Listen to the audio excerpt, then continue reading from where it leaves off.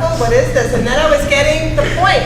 Mrs. Thompson's class has directed this as a fun thing. So it's fun to vote. The song was wonderful, the cheer was wonderful, and in a minute, as we always do at Patrick Fogarty Catholic Secondary School, we're going to start with prayer. But before we do that, Louis, you ready for this? Yeah? Before we do that, we're going to make sure that all of our cell phones are turned off and that we don't have any devices in our ears, because although this is a fun event, we have guests here today and we are respectful. Regardless of your beliefs, there will be questions from the audience and there will be some predetermined questions, but regardless of that, this is a respectful environment. And you are representing Patrick Fogarty right now to all of the candidates and their campaign managers, which we're so fortunate to have here today that they took this time out of their busy schedule so close to the election. And we're so appreciative of that, and we're so appreciative of the tremendous amount of work that Mrs. Thompson's class has put into this. So as a sign of respect, all cell phones are off, all devices are out of our ears, and you are going to be respectful with the rest of this program. Thank you so much, and now we will have our prayer statement. Okay. In the name of the Father, and the Son, and the Holy Spirit. Amen. Lord God, as the election approaches, we seek to better understand the issues and concerns that confront both our city and our province, and how the gospel compels us to respond as faithful citizens in our community. We ask for eyes that are free from blindness, so that we might see each other as brothers and sisters, one and equal in dignity. We ask for ears that will hear the voice of all in our community and ensure each one's voice is heard. We ask for minds and hearts that are open to hearing the voice of leaders who will bring us closer to your kingdom.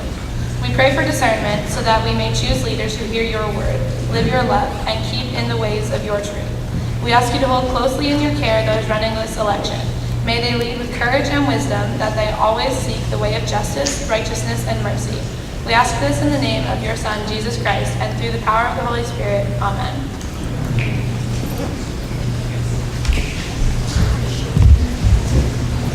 Thank you, Abby. It is important for everyone to know that the all candidates meeting are central to the democratic process. These meetings establish connections between candidates and residents, allow voters to make informed decisions on election day, give candidates the opportunity to present their platforms on issues that matter to residents, and give residents the opportunity to raise issues that they feel need to be addressed by the successful candidate. The schedule for today is as follows. First, we will hear from our local candidates and have them introduce themselves for 2 minutes each. Next, each candidate will respond to a set of predetermined questions asked by our Civics students. Then we will open up the floor for the audience to ask a few final questions and finish with a closing statement from each candidate. The rules today are, each candidate will have 2 minutes to respond to each question. When the candidate has 30 seconds left, they will be shown a yellow card. When a red card is shown, their time is up. Now, let's get started with introducing our Simcoe North candidates. Victoria Power, representing the Green Party.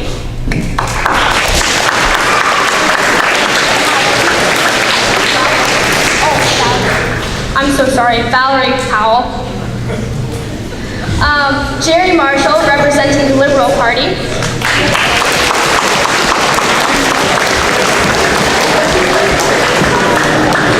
Elizabeth Van Hout, representing the NDP Party.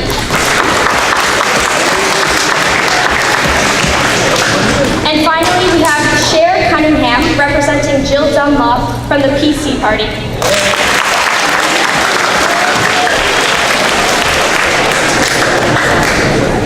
Now I'd like to ask the audience throughout this forum to please hold your applause so we can keep this meeting going. Next, each candidate will have 2 minutes to provide a brief introductory statement. We will begin with Jerry Marshall. All right, thank you.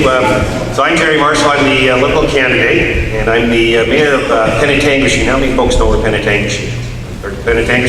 It's about 50 kilometers to the west of us from here on the other side of the riding. I'm also the warden of Simcoe County. As the warden, I represent 16 small rural communities going from Washago to Alliston, from Collingwood over to Casino Ramble. It's about that large footprint. You're probably at home, you probably heard your parents on television talking about money during election, the cost of the election, the cost of financing, certainly math and financial diligence is certainly part of the conversation. But this election goes far beyond money. This election is actually about care over cuts. We need to look after some of our most vulnerable in our society through this election as well, and some of those who need a helping hand up in life. As we sit here in this gym, I think most of us are probably not wealthy, but we know that some who are. Most of us probably not poor, but we know folks who are. So we know that one end of the spectrum exists to the other. We need to address as politicians, that all of that spectrum, take care of all that spectrum as well. So what's important in this election for me is how we treat those who need a helping hand up in life. What is important is items such as the environment and how we hand that off to all of you, how we improve the treatment of those who perhaps are ill, the quality of your education here in this room. What is important in this election is housing, affordability of the housing stock market, housing market, jobs, part-time jobs, full-time jobs, employment of that nature. Certainly what's important is the social fabric of all of our communities, especially the fabric of our small town communities. So really this election is about many things, but it is about caring for those in our communities that need to be cared for. It's about thinking forward in our communities to make sure we have a path for prosperity that benefits one and all. So I look forward for your questions today. I'm certainly glad to be here, and a phenomenal turnout. You should all be very impressed with the turnout in this junior today. So congratulations to everybody for putting this on and having us here today, and I look forward to your questions. Thanks so very much. Thanks, Jerry. We will now hear from Elizabeth Van Houten. Hi everyone, I'm Elizabeth Van Hout, your NDP candidate in Simcoe North.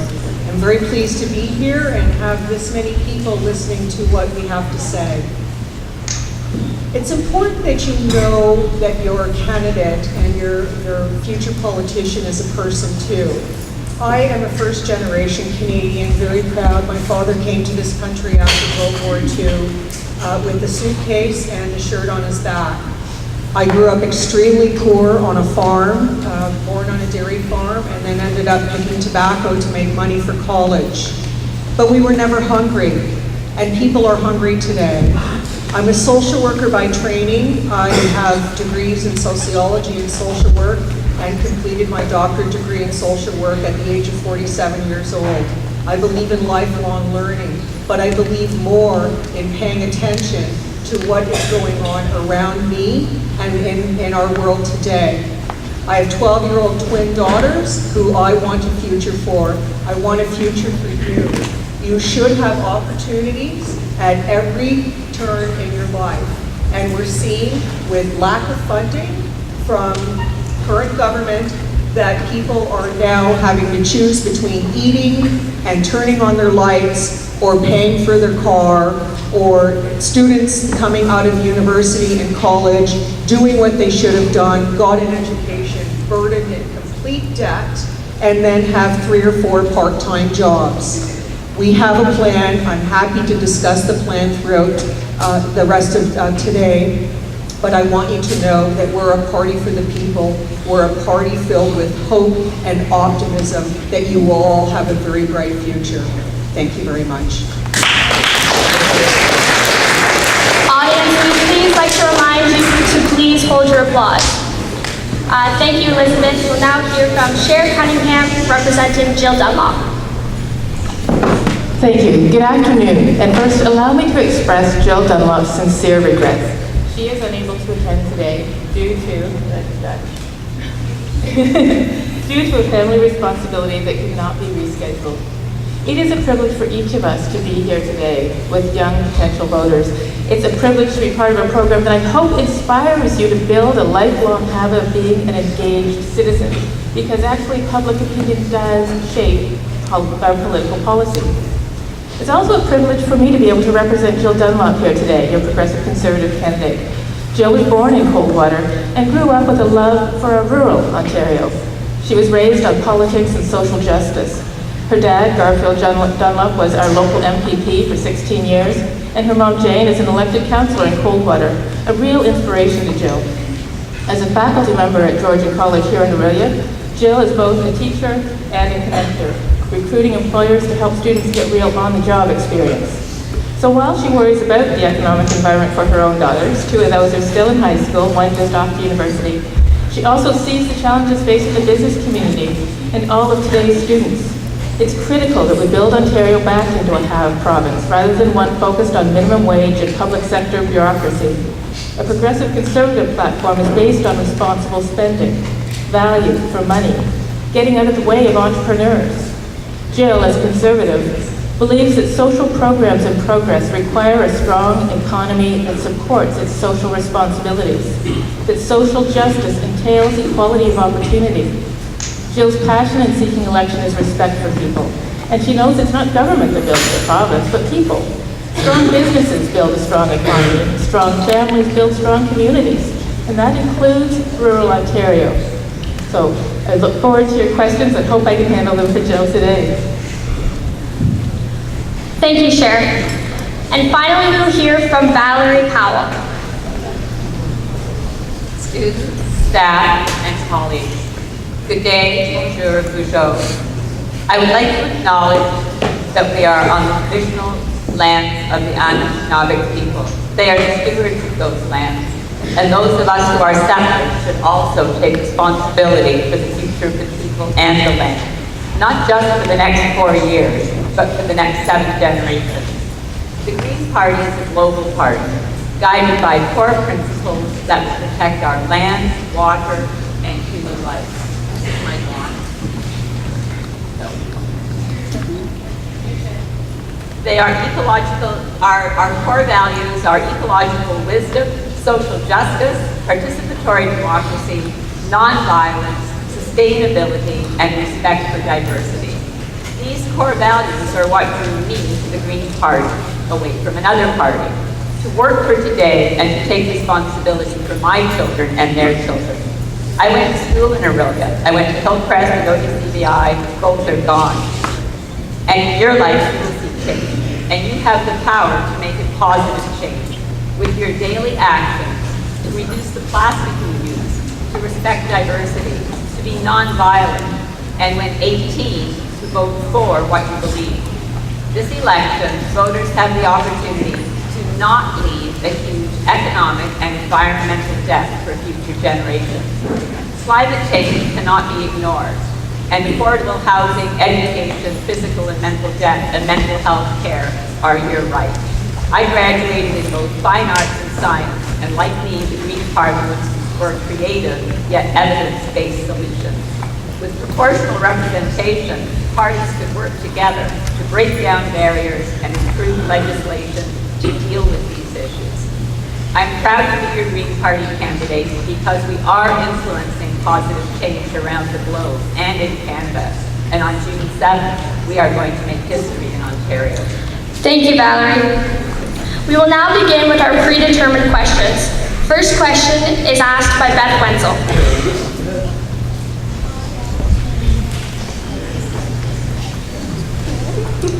With Ontario having over $300 billion of debt, is the $2.2 billion plan towards our free childcare the right move right now?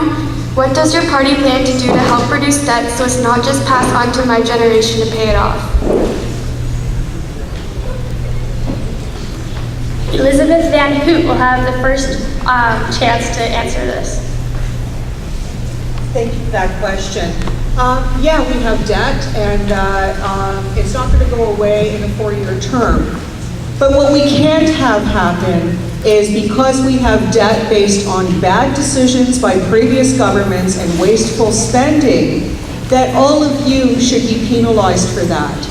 That our hospital system has not received new funding in 7 years, okay? And we have debt. They've privatized, both the PCs and the Liberals have privatized our public assets. And I was told that that was to pay off the debt, yet the debt is higher than it's ever been. The NDP and myself believe that you do not let people languish because of previous bad decisions. You have to be healthy, there has to be job availability, and people should not have to choose between eating and paying rent. I think there was a child care question. How are we paying for it? Was that the question? We are offering free childcare for those under $40,000. How are we paying for it? We're going to ask the rich, actually we're not asking, when we get elected, the rich will pay a little bit more. Right now in the province of Ontario, big corporations pay 11.5% in taxes. We're asking them to pay 13%. Many of us pay 35%. Okay? So that's how we're going to cost out our platform. Do we want to get rid of the debt? Absolutely, and we will work diligently to eradicate that debt, but not at the expense of the people of Ontario. Thank you. Thank you. Chair Cunningham has the next response to that question. Thank you for that question. So, as of March 31st, the Ontario government's total debt is projected to be $348 billion. That means that's equivalent to each of us in Ontario owing $22,000 per person, and it's only climbing. As we look at that debt, one of the important things to recognize is it did not come about by accident. It came about by spending money that we did not have. It came about through deficit financing, and a Conservative government does not believe in deficit financing. It believes in value for your money and for making sure that each line item is actually creating the value that it promises. An outcomes-based plan that shows real results for you. So a Conservative government looks at finding efficiencies, and that's a scary word for a lot of people because there's been this complex connection between efficiencies and firing people. And that's not what efficiencies means. What an efficiency means is looking at how we're spending money, where we are duplicating our services, where we are spending for buildings to house one organization's administrators and another group of administrators is across the road paying the same amount of fees for those same buildings just for the duplication's sake. It also means it's inefficient use of your money because now you have to go to the first building and then across the road to the second, hopefully tracking down the services that you need. So efficiencies are not the same as cuts. And it's not a case of one or the other. It's about respectful care that provides the services while being efficient. In fact, when we look at our healthcare system, the better care, the more respectful care for our seniors and for our families is actually much less expensive care. Care that happens in the community, not in the hospital. Care that is preventive rather than reactive. Mental health at the elementary school level, not on the streets where police officers are not tasked to do it. Thank you. Valerie Powell has the next response. There is no new money. There is only efficient use of the money we have, so we have to move it around. The Green Party has a platform, unlike the Conservatives, and it is fully costed. If you read our platform online, it will show you exactly where we get the money from to support the programs that we propose. One of our main, and programs are all connected. You can't separate childcare from mental health or minimum wage. One of our main programs to make life better is a basic income guarantee. That would get rid of all the shame-based programs of welfare and other assistance and turn it into one basic income. Who knows what that might be right now? Let's say it's $21,000 a year. If somebody knew they were guaranteed that income, they could relax a little bit about trying to find daycare and a minimum wage job. They could have at least a housing and food. Someone who was, let's say you have a job you don't like and you want to go back to school. You would know that you could afford to go back and gain an education in something that you really wanted to do. If you're an artist, it might give you time to spend that time working on your art, your music or your art. Start a new business. And at the same time, that savings that we would get from things like scrapping the Pickering nuclear, $38 billion, $1 billion a year, and put that into the basic income guarantee. As for child care, we would transition in a comprehensive program for early childhood education and provide incentives to offer the capital costs for businesses to set up on-site daycare with the hours matched to the workers so that people didn't have to take find their way all over town to daycare and then have to find their way all the way back to work. Thank you. And finally, Jerry Marshall.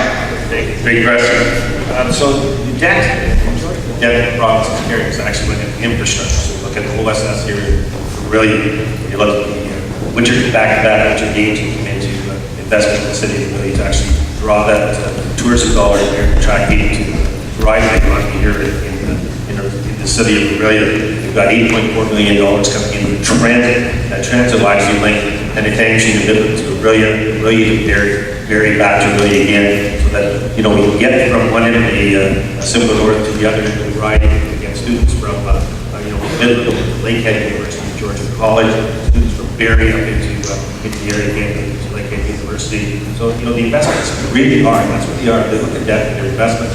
And you need to invest in your communities, you provide your community. Now that debt that everybody talks about, 8 cents of every dollar that's collected by the province pays for that debt. 8 cents of every dollar, it's not the majority of the money, but it's money that's wisely spent, well spent. In terms of child care, we have, from ages 2.5 to we get to full day kindergarten. If you look after the province of Ontario, I look at the 10,000 preschool space being created, 4,000 community-based spaces being created. So, we're looking again, as I started this out, it's not about putting money back into people's pockets. This conversation is more than the dollars. Those dollars that tend to be the big headlines that read the front page of the newspaper, Toronto Star, or on TV. But you have to dig a little bit deeper. You can't just read those headlines and make decisions. What you need to do is peel the onion layers back and have a look at really what's going on in the province of Ontario. And I'll just end with this. Everybody likes to talk about the economy, and you hear the woe was me up here. The city of Aurelia is the 5th best place in all of Canada. 5th best place in all of Canada. So we're not a have-not by any stretch of the imagination. And we're certainly not a have-not here in the city. Thank you. Thank you for your responses. Our next question is asked by Emma Clark.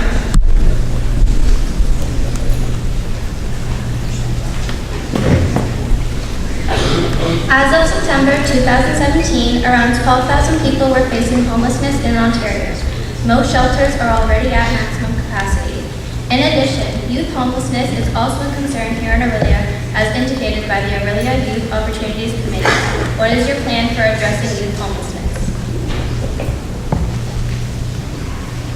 Thank you for that question.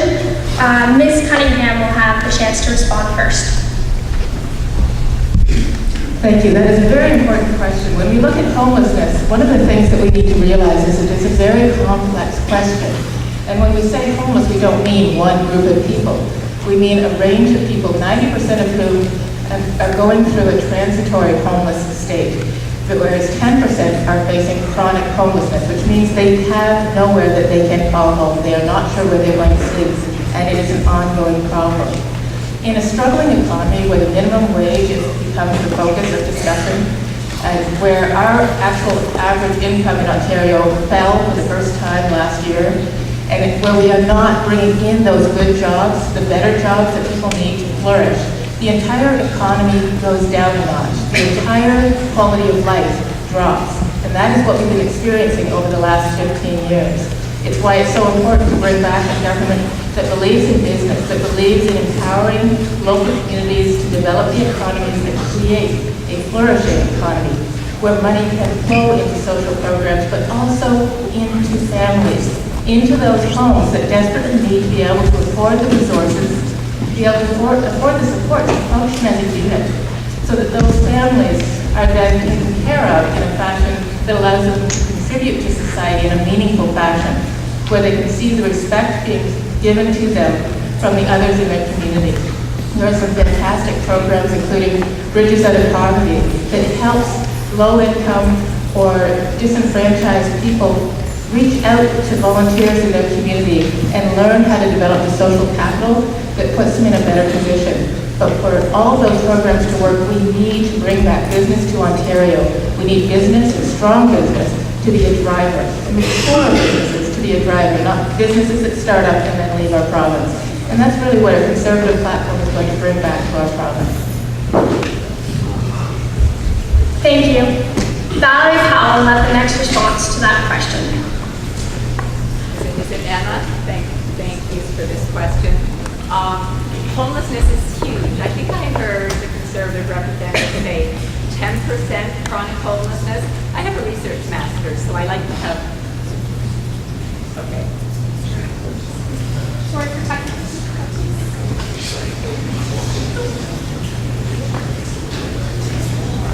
How about if I stand and talk really loud?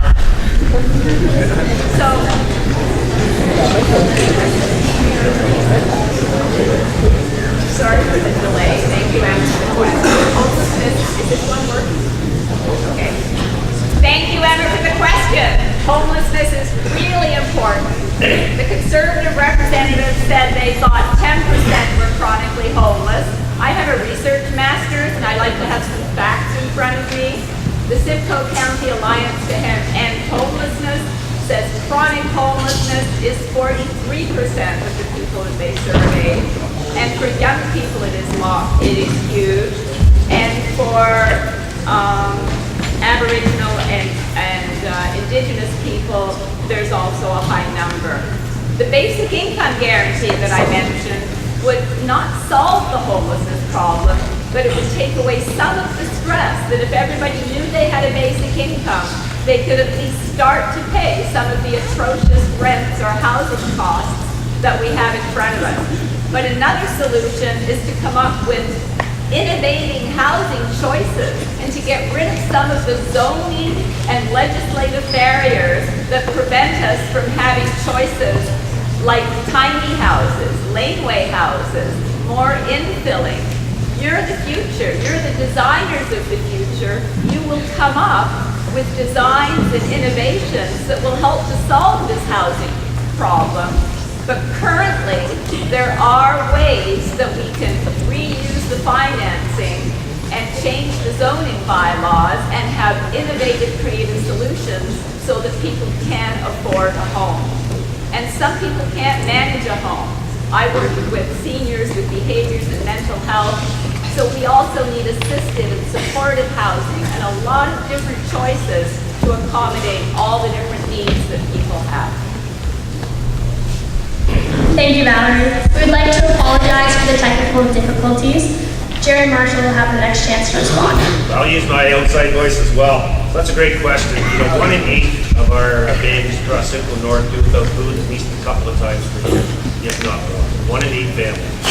32% of our single-parent families live below the poverty line. So poverty and homelessness is a huge issue from one end of this riding to the other. What we need to, apparently you've got a microphone on somewhere. Apparently I've got a great outdoor voice. But anyways, certainly, affordable housing is one we need to look at. Homelessness is one we need to look at. And we need to be creative. When we're looking at the housing stock, you really have to have, you have to look at it from one end of the spectrum to the other. So you have those who are homeless, and we know that if I put a roof over your head, your lot in life, your mental health, your overall health improves. And at the other end of the spectrum, we have young families trying to start out in life and get out of the rental market and get into home ownership. And that's why you see issues with programs that we actually have affordable housing units designed and developed so that seniors looking to downsize from their houses as they retire in life get into that smaller home. But that smaller home is the same housing stock that allows young couples starting out in life to buy their first house and commit. So it's the same house. So we need to look at entrance and exit strategies from the affordable housing approach as well. But to our homelessness, we need to be quick and think outside the box. And those who don't have a roof over their head don't have time for politicians like us to have a cup of coffee and talk about it. We need to be creative, and we need to move out quickly. I'll give you an example where we did that at the county of Simcoe. My wife likes to watch those shows where you buy and flip houses. So we actually ended up buying Mars Motel in the city of Derry, and we're actually converting that into 17 or 28-story affordable housing units for the hardest to house. And we're actually going to take that opportunity. We're taking the county money, we're investing in that. We'll flip that back out to the private sector so that it's conditions where they have to keep it affordable for a period of time. And to do that, we'll actually sell it to them at a discounted rate. So we need to be creative, we need to think outside of the box. Most importantly, everyone, we need to be quick. Thank you, Mr. Marshall. And lastly, Elizabeth Van Hoot. Can you hear me? Yes? Housing, affordable housing, homelessness in general is is shameful, that it's increasing at a rapid rate. And housing is a basic human right, and to have this conversation, okay, to have this conversation that some people don't even have a place to live is disturbing to me as a citizen and as a social worker. It's a very complicated issue because homelessness can mean you don't have a place to live, or that I know with youth in particular, couch surf. They've had a breakdown with their family and they don't want to live at home. We also have people that are chronically unemployed. And we can tie into that a couple of issues that are important to me. The first one is that I endorse 100% a $15 minimum wage. People deserve a good living wage. Unlike the PC party, who do not support it, how can people afford a place to live if they can't even make a living wage? Secondly, people who are homeless typically are unemployed, but also have health issues and mental health issues. They're between jobs. They have 3 and 4 jobs. But in mental health, seniors program for seniors with cognitive disability related to dementia, mental health, and addictions. So I saw it from the seniors end. Our party does have policies to do with younger people, acknowledging that there are 12,000 children on the wait list for mental health services, and I have friends whose children are waiting. So we propose to invest $4.1 billion over 4 years, and an additional $2 billion above the projected increases in the budget, the Liberal budget, into mental health services, and creating a new umbrella organization called Mental Health and Addictions Ontario to consolidate and prioritize mental health and addictions. The only problem with that is, and now it does say Ontario can raise $500 million each year by implementing recommendations from the 2012 Government Commission, the Drummond Report, to improve collections, reduce tax avoidance, and implement cost recovery for more services. But the real issue is deeper than that. I'm very aware that people with mental health issues also have more physical health issues. Often those physical health issues are ignored because they're already labeled and have the stigma of mental health. So we need to do more than just spend money on providing more service. We have to reduce the stigma, especially within our healthcare providers. When someone goes to the ER and they have a mental health, they're suicidal, they're anxious, they're hurting themselves. There needs to be an attitude change to accept the fact that a huge portion, a huge percentage of us either have a mental health issue, have a family member with one, or a friend with one, and work on ways that will help to accept those people and reduce the stigma. And that won't cost nearly as much money as other services. Thank you. Jerry Marshall will have the next response. Thank you very much. Given our audience, I'll speak to the youth side of it. So 1 in 5 adults have a mental health challenge. 70% of adults who have a mental health challenge, actually that challenge started when in their youth, so in their younger years. So, from grade school through high school or early university. So, one of the things I did, recognizing that, I created a program with Waypoint, which is the mental health center over in Penetanguishene, that services all our area. And we have a program called I Have Hope. As the Simcoe County Warden, I've committed to $175,000 to help the I Have Hope campaign get going. And what that campaign does is actually training our frontline service workers and our frontline volunteers to deal with emergency mental health issues. So if you're a hockey coach or a baseball coach or a piano teacher or a bus driver, this program will actually help you how to understand and deal with mental health challenges, recognize those challenges, and how to move that forward. And the beauty of that simple plan is it's a pay-it-forward program. So as we actually train up people and certify people to actually be certified in mental health, youth mental health training, then that part of your certification means you have to train 3 other people in a 12-month period. So that one person goes from 1 to 4, and that 4 goes from 4 to 7, and you build the program on. So certainly from a County Simcoe perspective, from my personal perspective, chasing and supporting youth mental health issues, part of it. In terms of your schools here today, you know, the province of Ontario is providing 400 new, my sign going up there? The province of Ontario is signing a mental health worker to all the high schools in the province of Ontario. So if you have a challenge here at school, you'll have somebody within these four walls that are able to help you and talk to you about that. And the other thing finally is we have to get over the stigma of mental health. We all have mental health. Some of us have great mental health, some of us have poor mental health. But mental health is a serious a challenge for us all, but recognizing that it needs to be something that you shouldn't be ashamed of, something that you need to get help for and help address. And I think we all owe each other the opportunity to help those who are struggling that day, point them in the right direction to those who can help them. Thank you, Mr. Marshall. Elizabeth Van Hout. Thank you for the question. As you all know, I'm a social worker and spent 30 years in the field and specifically working in mental health. So it's a topic that I feel quite knowledgeable about. But I'm more proud about the NDP's position on, we are quite well aware of the increase in suicide rates, especially among youth. And we are proposing that we will develop a separate ministry for mental health and addictions. We want to take it out of health and have it designated as its own ministry. We feel like it's getting lost. Children are waiting sometimes a year to get mental health services. Just in terms of statistics, we want to provide 2,200 more mental health workers, and we want to cut children's mental health wait to 30-day max. Right now it can be over a year. And we will impose 400 mental health workers in schools, so that when people are feeling desperate and lost, that the community has expanded and we can go to people who can help us.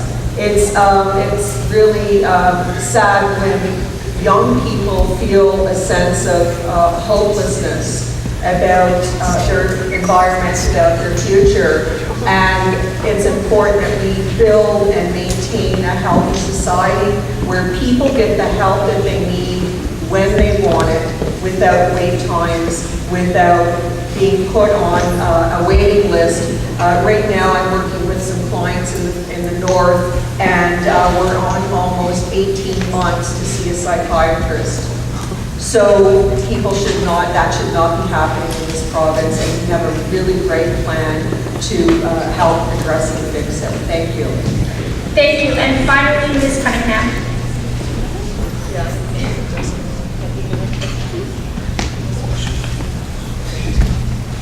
So thank you for that question. When it comes to mental health, this is something that is very dear to my heart. My daughter actually did her first suicide intervention in grade 9, and she came to me and asked why was not the school there. And it has been a hugely stigmatized problem. And as Jerry says, we do all have mental health. Some of us have better mental health today than we had yesterday, some worse. But it is something that needs to be included as part of our healthcare system. It's something that our healthcare system is already dealing with, just not efficiently.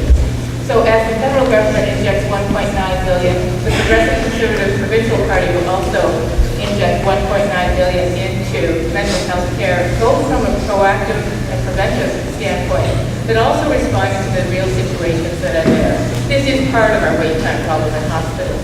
It's not a system that has a streamlined setup that unless you are sure you're going to commit suicide, you don't land in the emergency room.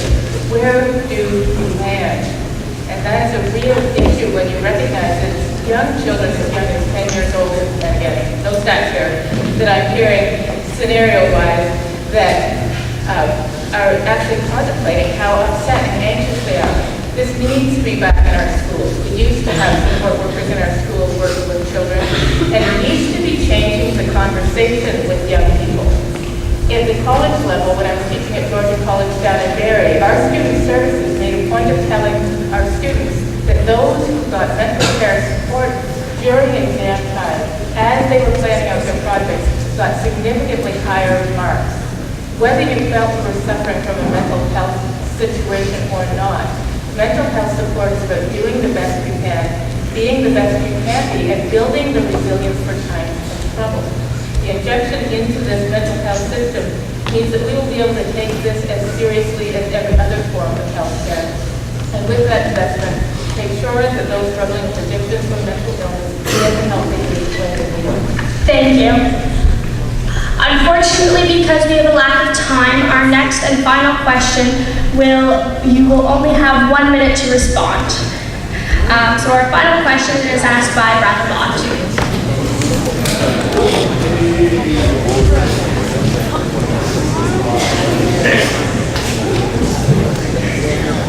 In our province, the unemployment rate for the youth between the ages of 15 to 24 has reached a record high. 14% of our youth are unemployed, which is double the overall provincial unemployment rate. Moreover, this is the highest youth unemployment rate in our country. What does your political party plan to do to get our youth started in the workforce and ensure that they can gain valuable work experience? And Jerry Marshall will have the very first chance to respond. Thank you very much for that question. This is a great question. So, you're right. The youth unemployment is about double the provincial average here in the province of Ontario. So, one of the things we put in place is actually we've created some opportunities for employers. So, for instance, if you're hiring a student between the ages of 16 and 29, we'll actually give you $2,000 grant. So, at time of hire, the employer would get $1,000. 6 months later, the employer would get another $1,000. If the student has a period to hire for whatever reason, if the student has a period to hire for whatever reason, we'll actually provide another $2,000. So, so there's just one of the ways that the provincial Liberals are looking at our youth and how to get them into the workforce. And we're also seriously looking at encouraging apprenticeships and skilled trades to accept more females, and our First Nation community, Francophone communities, to encourage youth graduating high school to consider the skilled trades as an opportunity for career path. So in a minute or less, that's the best I can do. Elizabeth Van Hoot will have the next response. Thank you for that question. Youth unemployment in this province is of course high, and we have several plans to deal with it. First of all, as I mentioned earlier, going to college or university or getting an apprenticeship program and coming out burdened in student debt doesn't help with getting a job. So we are proposing more grants than loans for your future college or education, and we are also looking at and proposing that there will be no interest on existing student loans. We are also creating 27,000 new co-op positions. So by the time all of you are in college or university, getting that experience while you're in school gives you the leg up, so when you come out that you do have the skills and that there will be jobs available for you. Thank you. Thank you. Now Ms. Cunningham. Thank you. This is a fantastic question.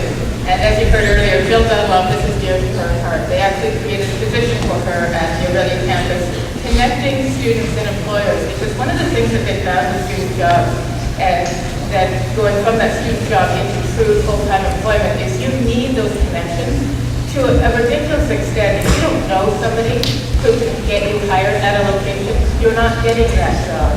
We need to build true social capital within the job you're pursuing through creating these partnerships with employers in the area, get you on the job experience, and get you in front of employers that could later hire you.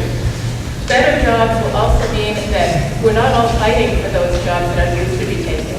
People will have more options when it comes to what jobs they're looking for, so that there is room for our youth coming in. There's a huge skills gap in our province, and there are jobs going empty because we're not training people for jobs that are sitting there waiting for you right now. And that's partially a marketing problem that we have, but it's also partially making sure that the partners make this happen for our educational system. Thank you. And finally, we will hear from Valerie Powell. Well, there's a great future coming when we get off fossil fuels. There's a whole clean, green technology that we will embrace, and there will be positions. California just passed a law that every new house has to have a solar roof. When the government here gets on with going green and looking to the environment, it will create a future. We also have some actual policies to set up a social enterprise foundation. The fund will provide grants and loans for young people in post-secondary education settings in the workforce to develop their innovative ideas and bring socially impactful products and markets to service. Expand and invest in apprenticeship and training programs. And there's one more on the other page. And to establish an Ontario Youth Green Corps to provide summer job experience and foster a culture of stewardship and enterprise in the next generation as they learn job skills and introduce yourselves to rewarding careers in trades and fostering leadership. So there's lots that can be done, and you're on the cusp. Thank you. We will now begin our open questions. If anybody has a question for one of our candidates or all of our candidates, please come to the mic now.